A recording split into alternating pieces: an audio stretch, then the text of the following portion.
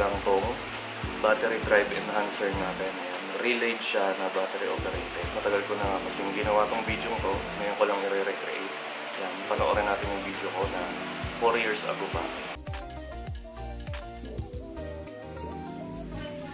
So, ayun na tayo. Sa second version na tayo. Tanggalin ko na to.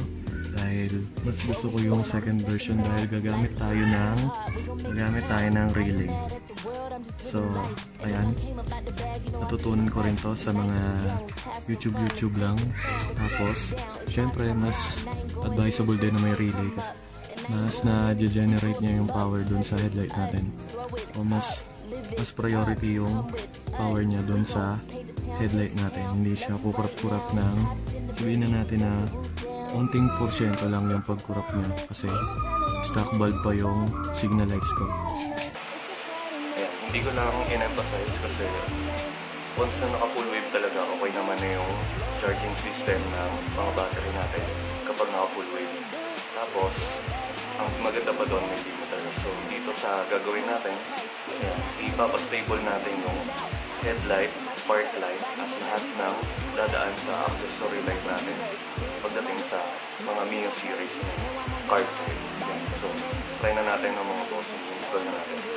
So, mga bossing, tignan muna natin tong ginawa kong battery drive enhancer natin na plug and play. Ayan. So, ang pinaka-best na paliwanag dito kung bakit tayo gumawa nito ay para mas ma-enhance pa or mawala talaga yung andap ng mga headlight natin.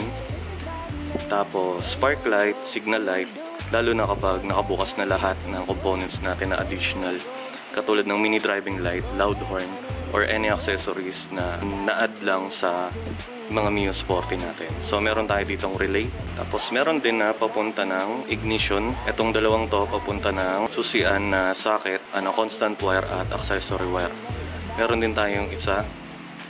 Ito naman papunta ng switch natin na dun sa may 4-pin socket. Ayan. Tapos nag-iisang wire nagagapang papunta ng negative ng battery natin directly.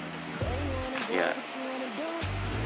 So kapag umorder kayo nito sa Shopee mga bossing, magkakaroon din siya ng i-terminal.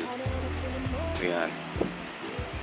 So tara mga bossing, install na natin to. Pero paliwanag ko muna kung ano yung pinagkaiba ng battery drive at ng stator drive. So ito ang example ng stator drive natin mga bossing. Yan, yung kukuha pa siya sa makina ng supply para dito sa mga headlight natin pag ginamit natin,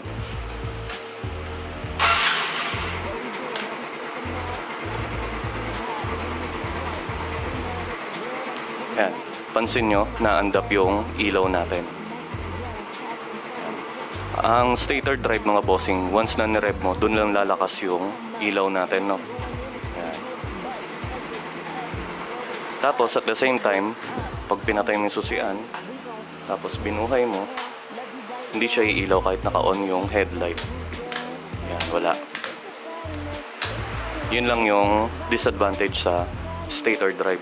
So mga bossing, try na natin ilagay itong ginawa kong battery operated enhancer mga bossing. So una nyo makikita mga bossing, ito munang 4-pin socket. So hindi naman kayo malilito kasi kapag in-install nyo yan, by socket naman yung malalagyan mo.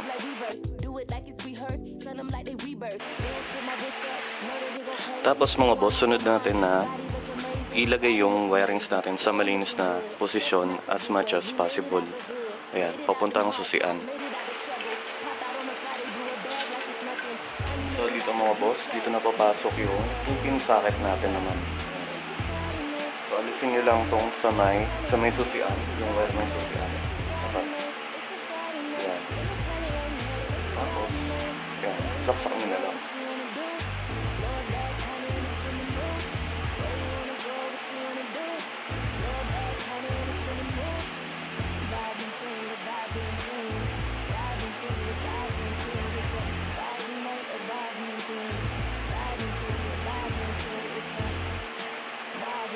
Tapos mga boss, pag natap nyo na yung sa may susian na socket, ayan, pagkapangin nyo na yung negative wire, papunta dyan hanggang makaabot ng negative ng battery.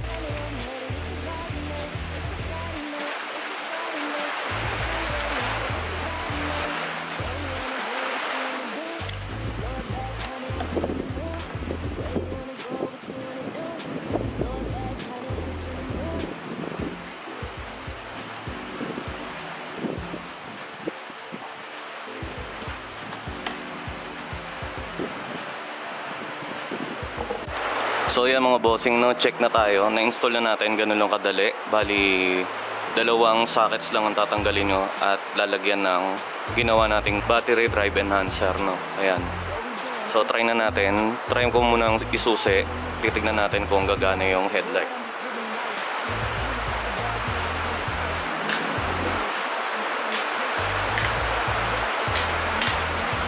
So ayan, nakasusi na pero hindi pa naandar yung makina. Pero gumagana yung headlight. Sunod naman natin yung paandarin. Tapos tignan natin kung naandap.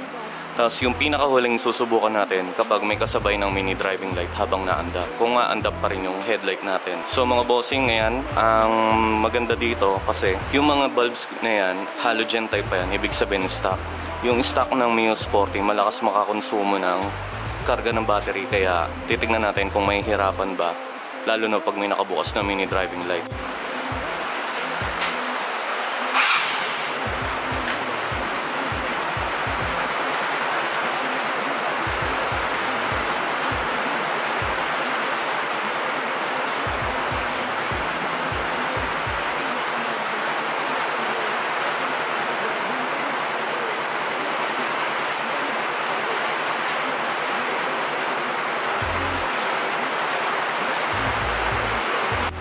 Alright mga boss, so ito yung binibenta natin sa Shopee natin ng mga plug and plays.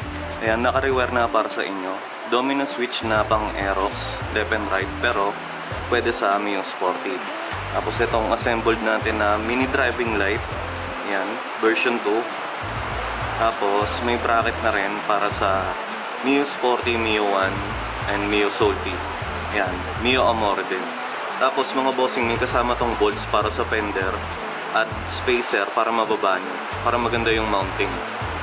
Yan. Sunod naman natin itong relay harness. Yan, pang mini driving light. Sukat din yan sa ano natin, no? Plug lahat yan sa mga modification natin.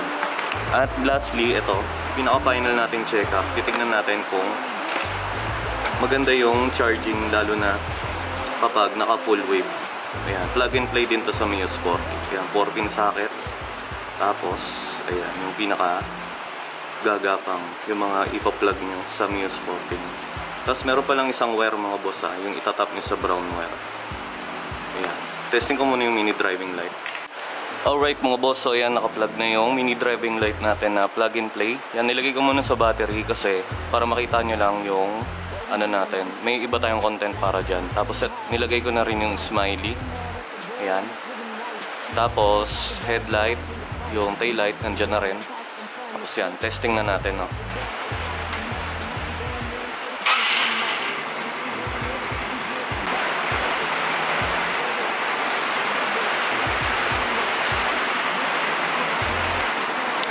So ayan mga boss, makikita nyo walang andap. Lalo pa naka pa tayo, no, partida. Stock charging pa yan. Siyempre kapag stock charging mga bossing, talagang unti-unti niyang ubusin yung battery nyo kasi naka-design yung stock charger para sa stock na mga ilaw. So ngayon, ang gagawin natin, ayan, ang pinakalas na papakita natin pag naka-full wave naman. Ang full wave mas malakas mag-ano ng battery, kumbaga mag-charge. Ayan. So ayan mga boss, no, tignan muna natin yung reading.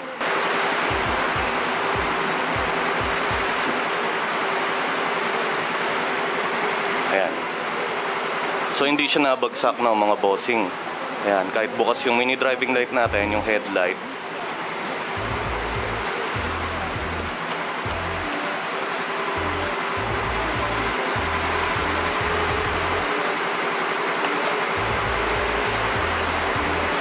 $12.5 pa rin. Ayan, kasi naka-relay yung ating accessory wire papunta ng mga stock components. Try ko i-rep. Hanggang dun lang talaga. Pero mas maigi kasi na hanggang 13-14 yung volts nito. Katulad sa mga FI versions ngayon na naka full wave already na, no. So dito na tayo mga boss, convert na natin into full wave tong stock rectifier natin. Ang full wave mga bossing, yan siya yung nag-generate para mag-fast charging yung mga charger natin. Yan, 5-pin rectifier siya, meaning 5-pin, 5 wires. Tapos kasama doon yung fast charging.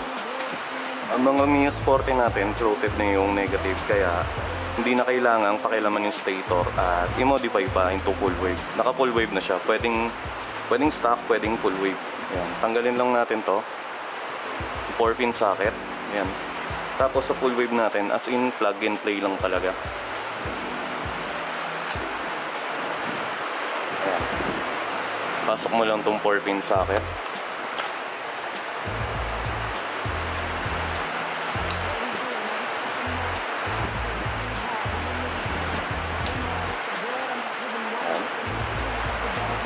Sunod natin itong yung 3-pin socket, pag-iwalayin natin. Ayan. So ito, hindi naman kayo malilito kung nanonood kayo lagi ng mga vlogs ko. Hanapin nyo lang yung 3-pin socket dito. Ito. Ayan yung 3-pin socket. Tapos i-plug nyo lang. Basta 3-pin din. Plug. Ito, para lang to sa battery operated na kapag gusto nyo hindi na i-modify dun sa harapan, sa headlight. Kaya hindi na natin gagamitin ito. Kasi itong nag-iisang wire, mga bossing, tap nyo lang sa brown sa may CDI. Dalawa kasi yan, baka mga colorblind kayo. Ito orange to. Tapos ito yung pinaka-brown.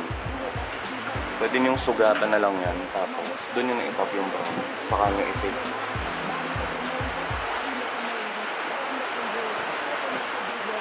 Nyo lang. Make sure na dikit sa positive.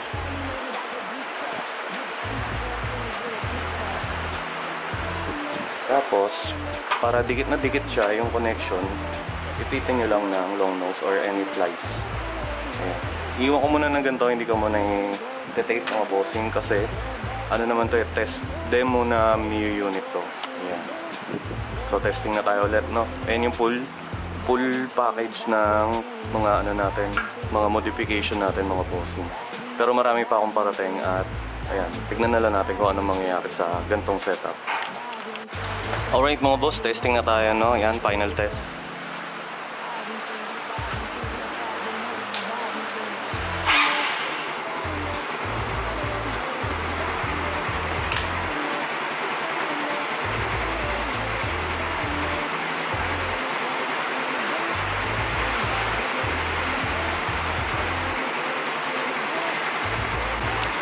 Yan mga bossing, so makikita nyo gana lahat yan, pati yung brake light.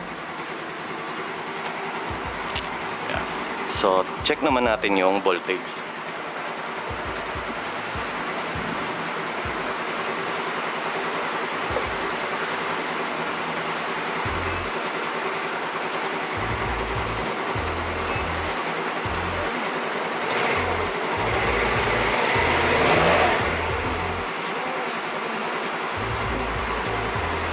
Ayan. So kapag nag-rev ka, tumataas pa yan mga bossing.